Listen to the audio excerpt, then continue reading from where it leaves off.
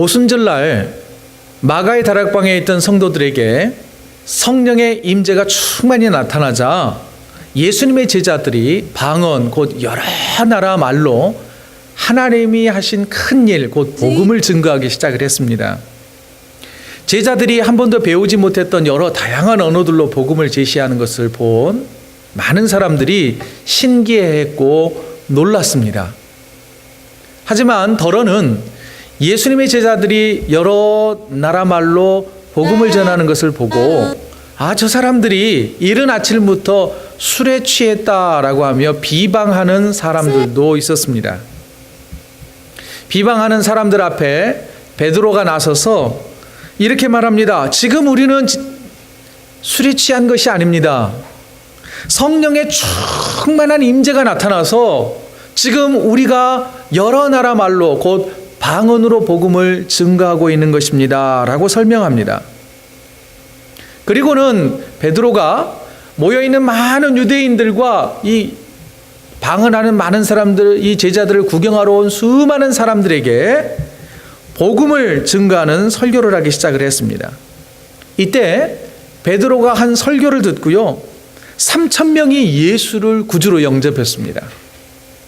3,000명이 회개하고 세례를 받았습니다. 베드로의 설교 이후에 120명으로 시작했던 초대교회가 3,000명이 넘는 큰 부흥하는 큰 교회로 성장했습니다.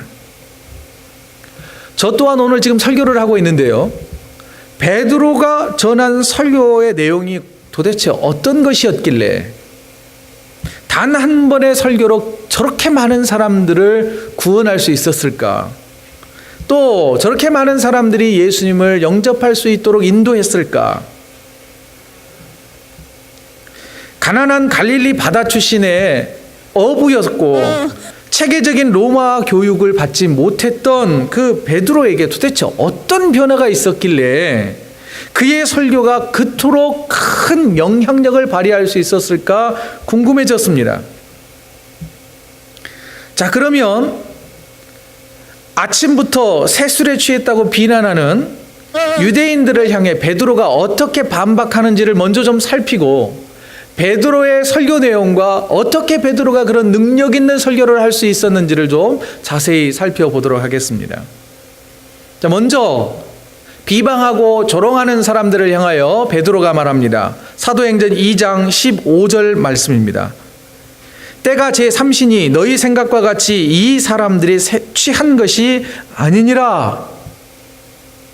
삼시라고 하는 것은요, 영어 성경은 아주 자세하게 유대 시간을 우리의 시간으로 바꾸어 주었어요.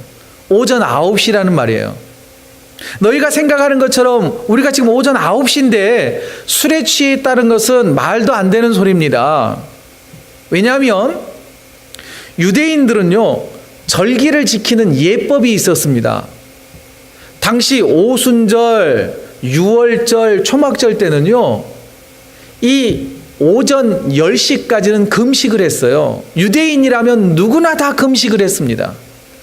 이게 절기를 보내는 절기 예법이었어요. 그런데 예수님의 제자들도 유대인이었단 말이에요. 근데 다른 유대인들이 와가지고 방언하는 모습을 보더니 한다는 말이 손가락질하면서 에이 이보시오, 이른 아침부터 술 취해 있으면 되겠소? 라고 조롱하기 시작했단 말입니다. 이 일은요, 상식적으로 유대인이라면 있을 수 없는 일이었습니다. 그러니 지금 유대인들이 제자들에게 하는 말은 상식을 벗어난 아주 몰상식적인 비난과 비평과 조롱이었다는 것이죠. 하긴 아침 9시까지 술 먹는 사람이 있기는 있지요. 주변에 보면 그런 사람도 있기는 있어요. 그런데 지금 비방하는 사람들의 모습을 보면 이렇게 돼 있죠. 너희 생각과 같이 이렇게 말하잖아요. 베드로가 너희들이 생각하는 것처럼, 너희들이 생각하는 것처럼이라는 말 속에는 너희들이 종종 그렇게 하는 것처럼이라는 말도 됩니다.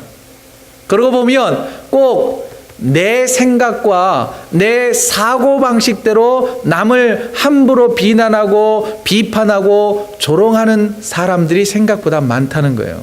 우리도 그럴 수 있어요. 오늘 본문에 방언하는 예수님의 제자들에게 비난을 퍼부었던 사람들이 꼭 그런 모습입니다. 자, 이어서 베드로는요, 상식선에서 먼저 이야기를 하고 그 다음 사도행전 2장 16절부터 21절을 보면 구약성경 요엘서 2장 28절부터 32절의 내용을 인용합니다.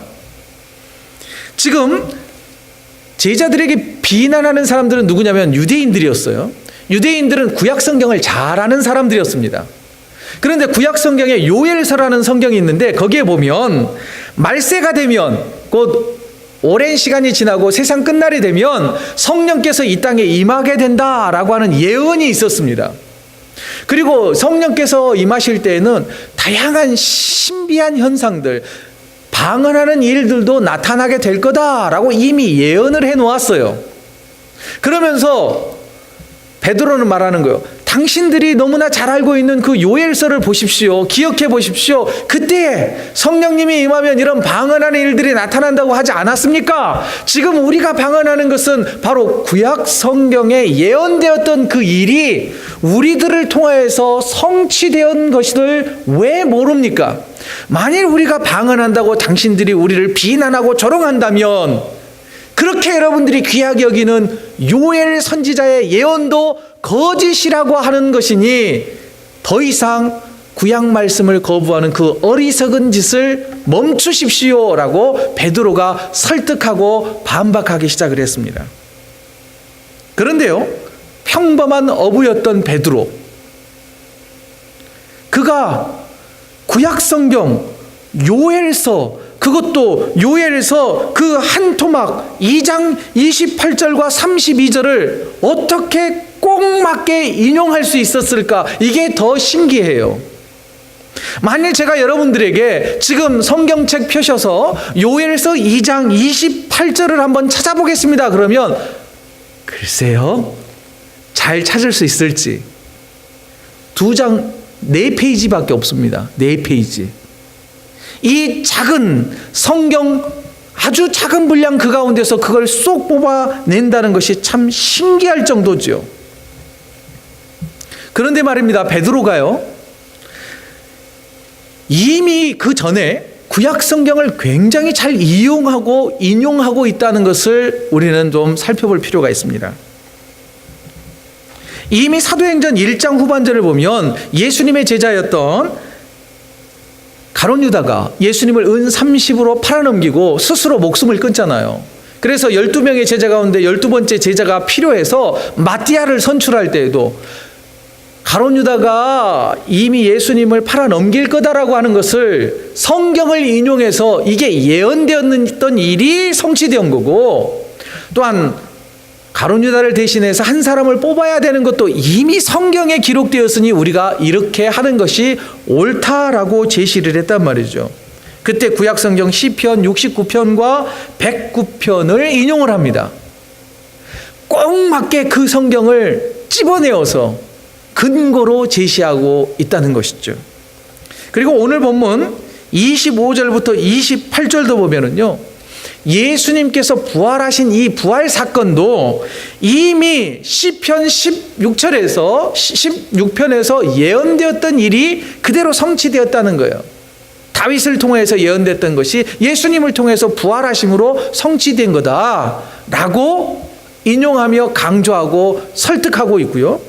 더 나아가 시편 110편 1절을 가지고 예수님께서 이 땅에서의 공생애를 다 마치고 하늘에 오르실 것에 대해서 이미 예언한 그 말씀이 진짜 이루어졌다라고 구약 성경을 인용하여서 설교를 하고 있단 말이죠. 그뿐만이 아닙니다. 우리가 앞으로 살펴볼 사도행전 4장을 보면은요, 베드로와 요한이 성전 미문에 앉아있던 안전뱅이를 고쳐주었습니다. 그리고 예수의 복음을 막 전하기 시작했어요. 그러자 유대 종교 지도자들이 베드로와 사도 요한을 붙잡아 갑니다. 그래서 재판을 하는 거예요. 재판을. 말 잘못하면 죽는 거예요. 돌에 맞아 죽는 거예요. 그런데 그때 베드로가 서서 담대하게, 쉽게 말하면 쫄지도 않고 아주 당당하게 복음을 전하고요, 그들을 설득하기 시작합니다. 종교 지도자들을 말씀으로 설득하기 시작해요. 거침없이 복음을 선포합니다. 그리고 스스로를 너무나 잘 변호를 해요.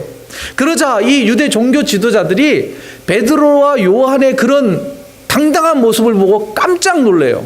그러면서 그들이 한 말이 뭐였느냐면, 아니 저 시골 갈릴리 출신 어부가, 저 무식한 저 베드로가 어떻게 저렇게 유식하게, 유창하게, 당당하게, 자신감 있게 자기를 변호하고 복음을 증거할 수가 있단 말인가? 라고 하면서 깜짝 놀라는 모습이 사도행전 4장 13절에 기록되어 있습니다.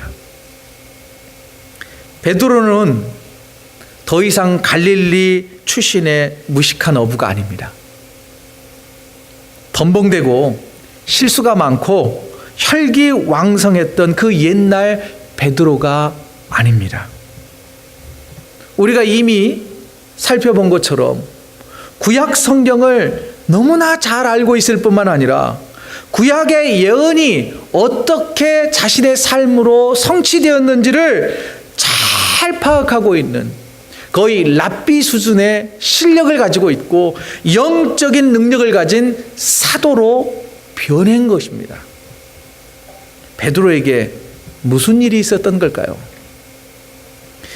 어떻게 베드로가 이렇게 완벽하게 변할 수 있었을까요? 자, 먼저 우리는 이미 살펴보았던 이 오순절날 성령의 임재가 나타났던 그 현장으로 다시 한번 되돌아가 보겠습니다. 사도행전 2장 3절의 말씀이죠. 우리가 지난주에 살펴보았던 말씀입니다. 같이 읽습니다. 시작.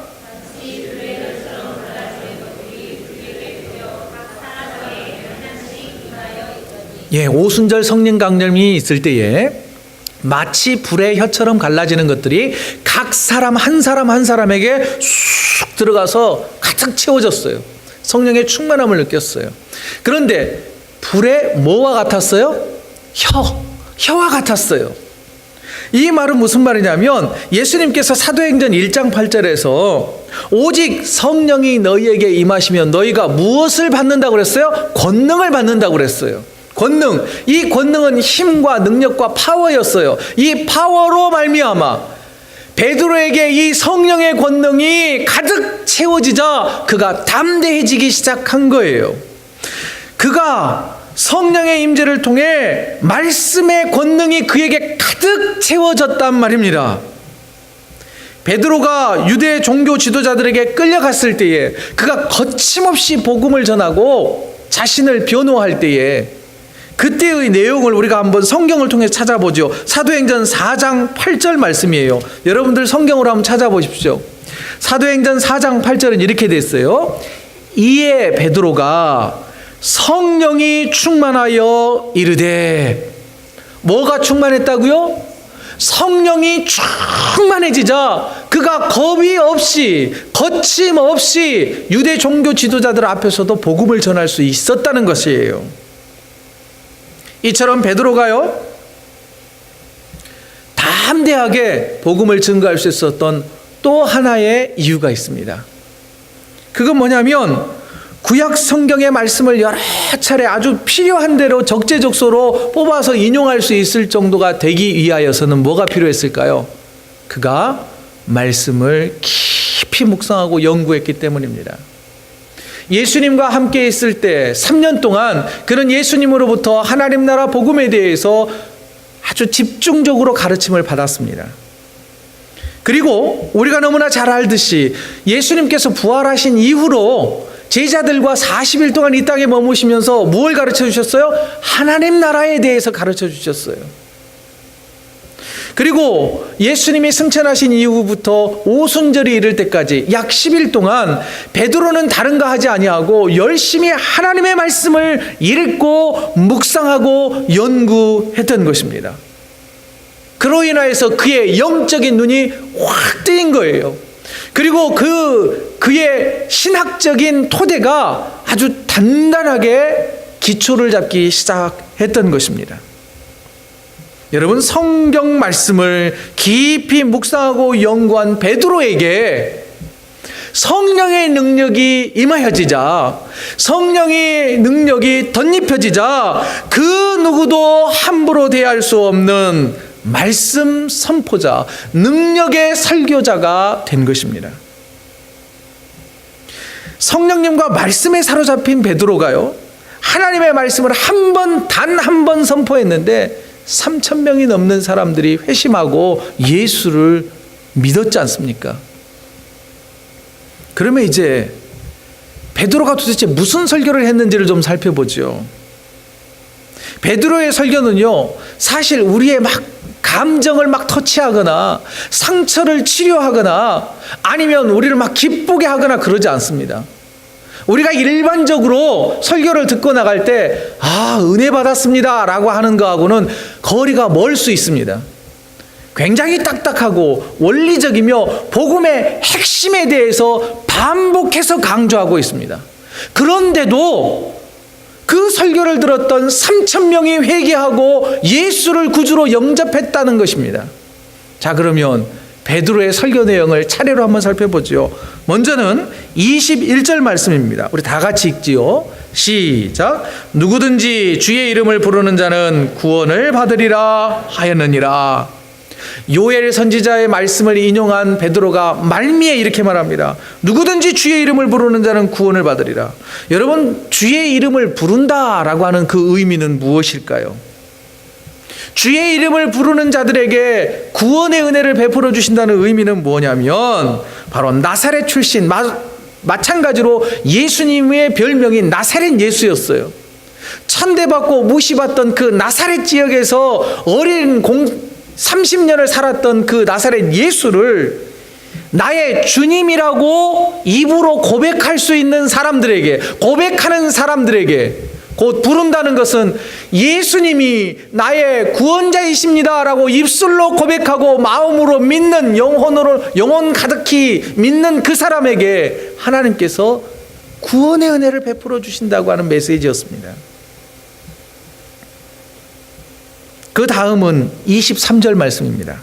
다 같이 읽죠. 시작. 그가 하나님께서 정하신 뜻과 미리 아신 대로 내준 바 되었거늘 너희가 법 없는 자들의 손을 빌려 못 박아 죽였으나 우리의 유일한 구세주가 되시는, 구원자가 되시는 예수님께서 우리를 구원하시기 위하여 십자가에 달려 피 흘려 죽으셨다고 하는 이 사실을 선포합니다. 당시 유대인들은요, 나무에 달려 죽은 사람들은 하나님께 저주받았다고 생각을 했어요.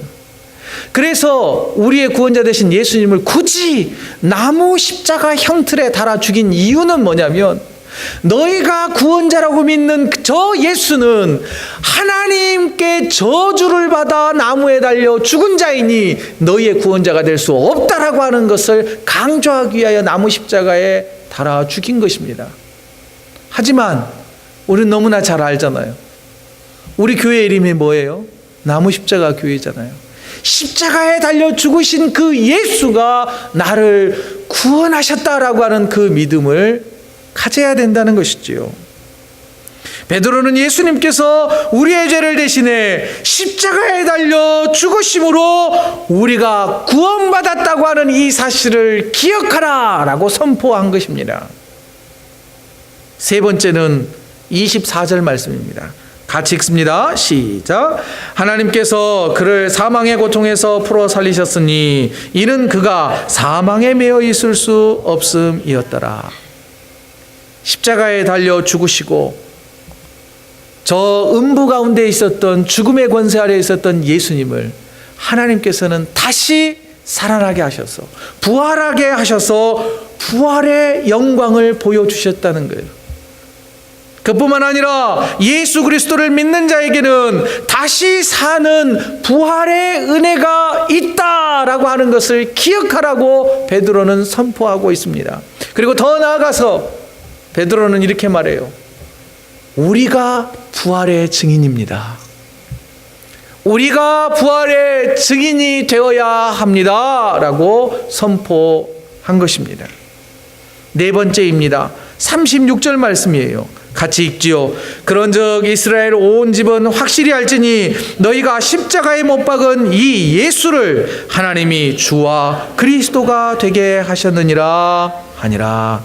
베드로는 다시 한번 부활하신 예수님께서 하늘에 오르시어 하나님 보좌 우편에 앉아 계셔서 모든 믿는 자들의 주와 그리스도가 되셨다라고 강조합니다. 베드로가 예수님을 주라고 표현하는 것의 의미를 우리는 기억할 필요가 있어요. 주라고 하는 단어는 주인 주자입니다. 영어로는 Lord, 영어로는 Kyrios입니다. 그런데 당시 로마 식민 지배를 받고 있던 이 팔레스틴 지역에서 주라고 하는 이 호칭은 누구에게만 붙여질 수 있었느냐면 그리스 로마 신화 최꼭대기에 앉아있는 제우스 신과 신의 반열에 오른 아우구스투스 황제에게만 주님, 나의 주인이라고 하는 이 주라고 하는 단어가 사용되었던 것입니다. 그렇다면 베드로가 지금 유대인들, 아마 로마 사람들도 그곳에는 있었겠죠. 수많은 사람들이 모여들었으니까요. 그 사람들 앞에서 내가 믿는 예수가 나의 주인이십니다 라고 고백하고 있는 거예요.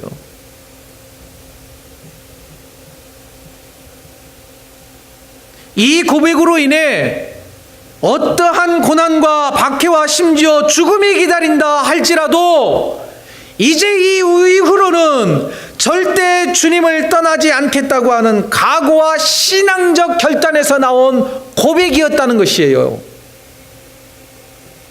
이러한 베드로의 신앙을 누가 이어받느냐면 사도 바울이 이어받습니다. 그래서 사도 바울도 예수님을 주라고 고백을 합니다. 사도 바울이 빌립보 감옥에 갇혔을 때의 일화가 있습니다. 그때 빌립보 감옥에서 이 사도 바울이 하나님의 은혜로 풀려났을 때 사도 바울이 도망간 줄 알고 옥문을 지키던 간수장이 자살을 시도합니다. 그때 사도 바울이 그 간수장에게 외친 말이 무엇이었느냐면 주 예수를 믿으라 그리하면 너와 내 집이 구원을 받으리라 라고 선포를 했어요. 그런데 그때 주 예수라고 그러잖아요. 주 예수. 간수장은 누구의 지배를 받는 사람이에요? 로마의 황제 아우구스투스의 명을 받는 사람이에요. 황제가 나의 주인이요 내 밥을 책임지고 내 생업을 책임지는 사람입니다. 그렇게 고백하는 사람에게 사도 바울은 이렇게 외치고 있어요. 주 예수를, 예수가 너의 주인인 것을 믿고 너와 너 집이 구원을 받으라 라고 외쳤던 것이죠. 이어서 베드로는요 예수님께서 그리스도가 되신다라고 선포를 합니다. 그리스도라고 하는 뜻은요 기름 부음을 받은 자라는 뜻이에요.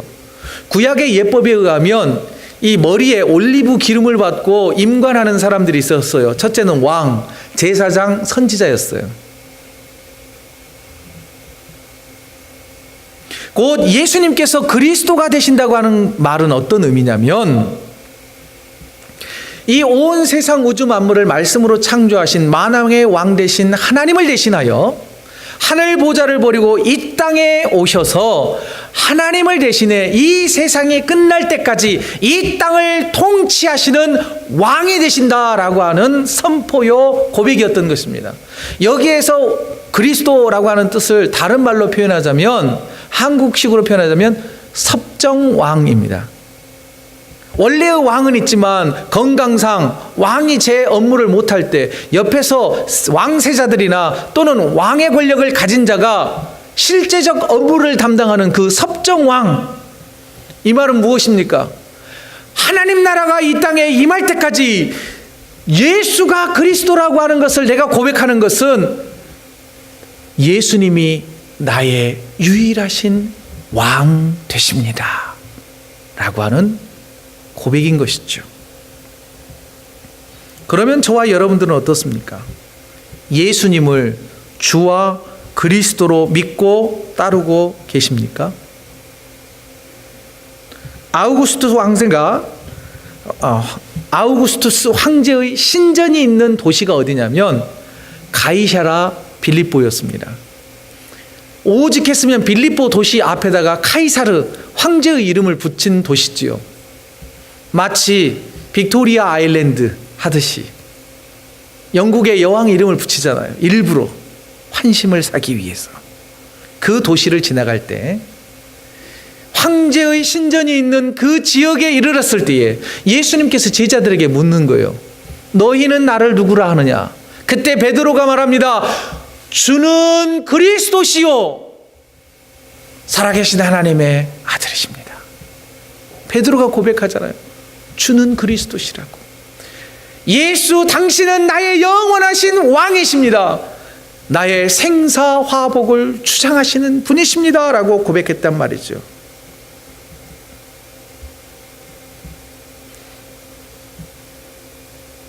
예수님은 나의 주이시며 그리스도라고 하는 이 고백을 하기 위해서 초대교회 성도들은요 목숨을 걸었습니다. 고난과 박해를 견뎌야만 했습니다. 그렇다면 저와 여러분들은 어떤 각오로 이 고백을 하고 계십니까? 지금부터라도 너희는 나를 누구라 하느냐라고 하는 예수님의 물음에 대하여 깊이 생각한 후에 주는 그리스도시요 살아계신 하나님의 아들입니다 라고 베드로처럼 고백할 수 있는 저와 여러분 되기를 간절히 소망합니다. 이 같은 베드로의 설교를 듣고 나서요 청중들의 반응이 오늘 보면 37절에 기록되어 있습니다. 우리 다 같이 한번 읽어보죠. 시작. 그들이 이 말을 듣고 마음에 찔려 베드로와 다른 사도들에게 물어 이르되 형제들아 우리가 어찌할꼬 하거늘. 이 베드로의 설교를 들은 많은 사람들의 마음에 찔림이 있었어요. 그들의 영혼에 회개가 일어나기 시작한 것이에요. 그래서 사도들에게 묻는 거예요. 우리가 어떻게 하면 될까요? 어떻게 하면 될까요? 예수님을 주와 그리스도로 믿기 시작한 자들이 지금까지의 죄를 회개하기 시작한 거예요. 여지껏 지어오던 죄를 돌이키기 시작한 거예요. 죄의 자리를 떠나기 시작한 거예요. 이 찔림이요 오늘 이 시간 예배드리는 저와 여러분에게도 나타나기를 원합니다. 말씀을 들을 때 회개가 나타나고요 마음에 찔림이 있어서 내가 어떻게 할까 통에 자복하는 그런 고백이 있어야 된다는 것이지요. 지난 주일에 말씀드렸듯이 1907년에 장대현 교회에 성령의 임재가 나타나자 성도들에게 나타난 첫 번째 반응이 무엇이었습니까? 새벽 2시가 넘도록 그 다음 날까지 이어지며 회개하며 기도하지 않았습니까? 초대교회 오순절 성령 강림 이후 베드로의 설교를 들은 수많은 사람들에게서도 이 찔림 곧 회개가 쏟아지기 시작했습니다. 그 결과는 이미 앞서서 말씀드렸던 듯이 3,000명이나 넘는 사람들이 회개하고 세례받고 그리스도인이 되었습니다. 당시의 관례대로 따지자면 숫자를 카운팅할 때는 대부분 남자들만 카운팅했거든요. 그러면 3,000명보다 훨씬 더 많은 사람들이 베드로가 전한 단 한 번의 설교로 회심하고 그리스도인이 된 것이죠. 사랑하는 성도 여러분, 저와 여러분은 지금 누구를 또는 무엇을 주와 그리스도로 섬기고 있습니까?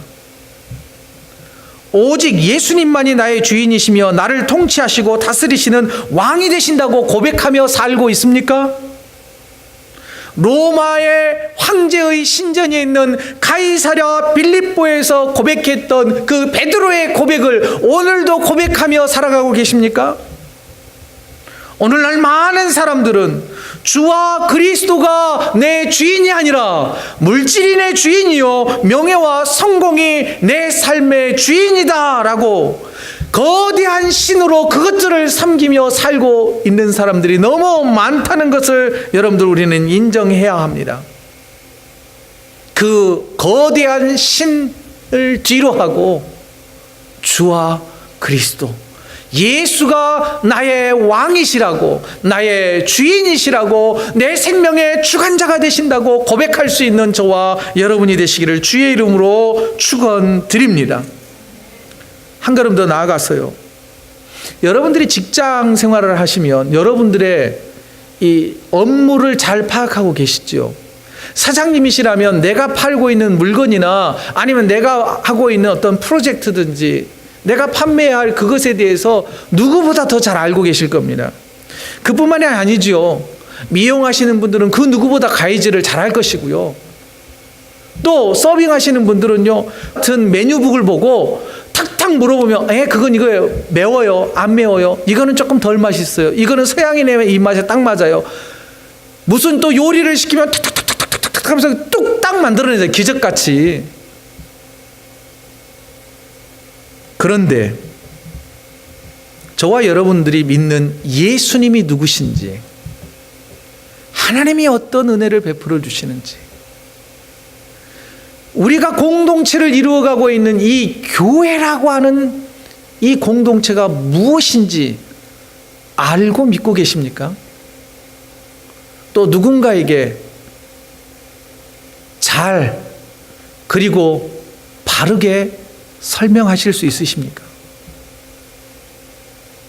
그렇게 하려면 베드로가 성경을 깊이 묵상하고 연구해서 담대히 복음을 전파했듯이 저와 여러분들도 말씀 읽는 것부터 시작해야 하지 않을까요?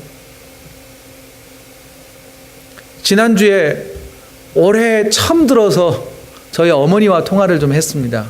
참 못된 자식이죠. 한 달이 다 되도록 딱 한 번 통화했으니까요. 근데 어머니가 그러더라고. 이런저런 이야기를 하시다가, 야, 내가 작년에 성경을 3번을 읽었어, 야. 저희 어머니는 전라도 분이세요. 그리고 1월 달에 창세기부터 시작해서 사사기까지 읽고 있어. 창세기, 출애굽기, 레위기, 민수기, 신명기, 여호수아, 사사기 7번째 성경책을 읽고 있는 거예요. 제가 이 이야기를 저희 딸한테 이야기를 했어요. 야, 할머니가 성경책을 작년에 3번 읽으셨고 벌써 여기까지 읽으셨단다. 그랬더니 제 딸이 그래요. 맞아. 재작년에 할머니 집 갔을 때 할머니는 일어나면 앉은뱅이 의자에 털썩 앉아서 창을 하듯이 성경책을 읽으셔. 대초에 하나님이 천지를 창조하시니라. 저희 어머님은 81세이십니다. 많이 배우지를 못하셨어요. 그런데 박사 과정까지 발을 조금 담가봤던 저보다 작년에 성경을 더 많이 읽으셨어요. 나무십자가 한인교회 담임 목사인 저보다 올해 성경을 훨씬 더 많이 읽어 나가고 계세요. 그리고 마침 나도 성경을 좀 읽어야 되겠다 라고 결심을 했더니 어떤 글이 하나 들어오더라고요. 교회 역사학자의 글이었는데요. 이렇게 써져 있었습니다. 성경은 소리 없이 읽거나 줄을 치며 스터디하듯 읽는 책이 아니라 원래 무릎을 꿇거나 서서 공동체에서 함께 소리를 내어 낭독하는 경전이다. 만일 소리를 내어 읽지 않으면 경을 빼버려야 된다, 이렇게 표현을 하고 있더라고요. 그러면서 제가 설교를 준비하면서 사무실에 앉아서 오늘 이 본문을요 여러 번 소리를 내어서 읽어봤어요. 또 그 맛이요 괜찮더라고요. 훨씬 또 더 이해가 빨리 다가왔습니다. 그래서 제가 또 다시 다짐했어요. 그래, 나도 믿음의 선배인 우리 어머니를 쫓아 성경을 소리내어 읽어보자. 더 깊이 묵상하자. 더 정확히 연구하자. 그리고 성령의 능력이 임할 때까지 묵묵히 꾸준히 기도하자. 그래서 나도 베드로처럼 담대히 하나님의 말씀을 선포하는 설교자가 되자 라고 다짐을 했다는 거 아닙니까? 사랑하는 성도 여러분, 또 오늘부터 새로운 한 주간이 시작됩니다. 이번 한 주간 동안 성경을 우리가 묵상할 수 있기를 원합니다. 그래서 예수님께서 나의 주요 그리스도가 되심을 고백할 수 있는 믿음이 솟아나기를 원합니다. 더 나아가 믿음 있는 자들에게 베푸시는 구원의 은혜와 성령 충만한 은혜를 받아서 우리가 누군가에게 예수 그리스도를 자신 있게 전할 수 있는 저와 여러분이 되어서 우리들 삶 가운데 부흥의 은혜를 맛보는 한 주간의 삶이 되시기를 주의 이름으로 축원드립니다. 기도하겠습니다.